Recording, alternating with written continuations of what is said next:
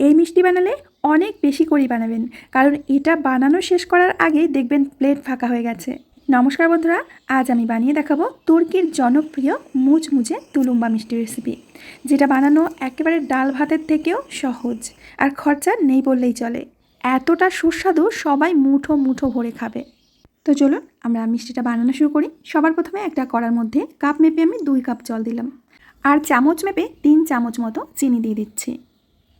আর ওই চামচে দিয়ে দেবো 3 চামচ রিফাইন্ড অয়েল। তেলের পরিবর্তে আপনারা বাটার বা ঘি দিতেও পারেন। তো আমি একেবারে কম খরচায় বানাবো, এর জন্য তেল দিয়েই বানাচ্ছি। এবার কড়াইটাকে বসিয়ে দেব গ্যাস ওভেনে। এখন জলটাকে খুব ভালো করে ফুটিয়ে নিতে হবে। গ্যাসের ফ্লেমটা হাইতে করে আমি প্রায় 3 মিনিট মতো জলটাকে জাল করে নিয়েছি। এবার দিয়ে দেবো ময়দা। যে কাপ মেপে আমি জল নিয়েছি ওই কাপেরই 1.5 কাপ ময়দা আর হাফ কাপ মতো কর্নফ্লাওয়ার দিয়ে দিলাম। এখন গ্যাসের ফ্লেমটা একেবারে কমিয়ে দিয়ে ময়দাটাকে রান্না করে নিতে হবে। যতক্ষণ না দেখবেন ময়দাটা একেবারে সিদ্ধ হয়ে গেছে ততক্ষণ কিন্তু নাড়াতে হবে। তো আমি অনবরত চামচ চালিয়ে ময়দাটাকে রান্না করে নিচ্ছি। ময়দা সিদ্ধ হতে খুব বেশি একটা সময় লাগবে না, দেখবেন যে 2 থেকে 3 মিনিটের মধ্যে এটা সুন্দরভাবে সিদ্ধ হয়ে যাবে। এখন এটাকে আমরা সরাসরি কিচেন স্ল্যাবের উপরে নিয়ে নেব। ময়দার ডোটাকে ঠান্ডা হতে দেবেন না, গরম গরম অবস্থাতেই কিন্তু মেখে নিতে হবে। এটা ঠান্ডা করতে গেলে আবার একটু শক্ত হয়ে যেতে পারে। হাতে একটু গরম সহ্য করে করে ময়দাটাকে মেখে নিতে হবে। চাইলে একটু জল ছিটিয়ে নিয়ে তারপর মেখে নিতে পারেন। এই মিষ্টিটা বানানো কিন্তু একেবারে জলের মতো সহজ, যে কেউ এটা খুব সহজে বানিয়ে নিতে পারবেন। আর এটা ইনস্ট্যান্টলি মিষ্টি রেসিপি বলতে পারেন। বাড়িতে যদি হঠাৎ করে কোনো অতিথি আসে, ঝটপট করে বানিয়ে দিতে পারেন। খেয়ে কিন্তু আপনার প্রশংসা করতে করতে থামবেই না। তো আমি সুন্দর করে ঠেসে ঠেসে ময়দাটাকে মেখে নিয়েছি দেখুন। এবার এরকম একটা নজেলের সাহায্যে আমি মিষ্টিগুলো তৈরি করে নেব। তুলুম্বা মিষ্টি বানানোর জন্য যে নজেলটার প্রয়োজন হয় সেটা আমার কাছে অ্যাভেলেবেল নেই।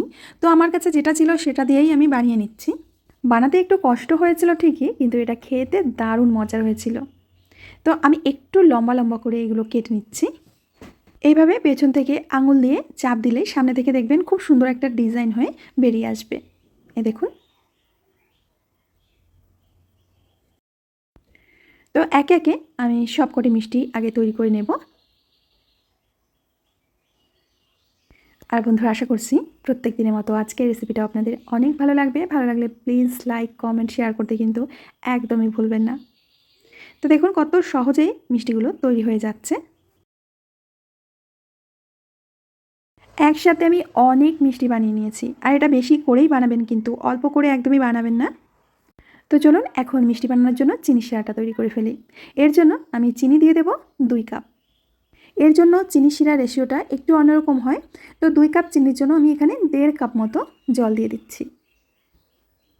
আর সাথে দিয়ে দেব অর্ধেকটা মতো পাতিলেবুর রস। এখন চিনি শিরাটাকে ফুটিয়ে নিতে হবে। মনে রাখবেন এখানে চিনি শিরাতে কিন্তু কোনো তার বাঁধানো যাবে না। জাস্ট এখানে চিনিটা গলে যাওয়া পর্যন্ত অপেক্ষা করতে হবে।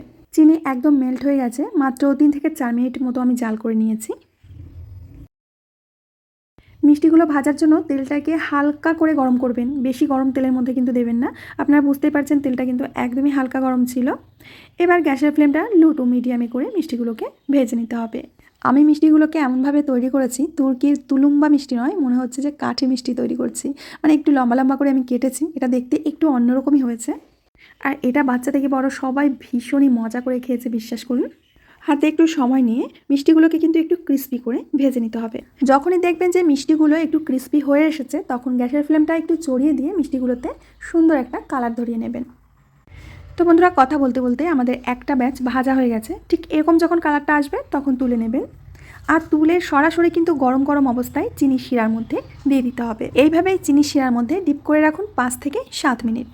আর এরই মধ্যে আমি আরও একটা ব্যাচ ভেজে নেব। মানে একটা ব্যাচ ভাজতে যতক্ষণ সময় লাগবে ততক্ষণই কিন্তু চিনি শিরার মধ্যে মিষ্টিগুলো ডিপ করে রাখবেন। তার বেশি রাখবেন না, তাহলে কিন্তু নরম হয়ে যাবে। তো এই ব্যাচটাও আমাদের ভেজে নেওয়া হয়ে গেছে। এখন আগের মিষ্টিগুলো আমি তুলে নিচ্ছি। মানে একটা ব্যাচ ভাজবেন আর একটা ব্যাচ তুলবেন, একসাথে কিন্তু দিতে যাবেন না, তাহলে কোনোটা নরম আর কোনোটা ক্রিস্পি হবে। তো দেখুন মিষ্টিগুলো দেখতে কত সুন্দর লাগছে। এখন পরের ব্যাচটাও আমি চিনি শিরার মধ্যে দিয়ে দিচ্ছি।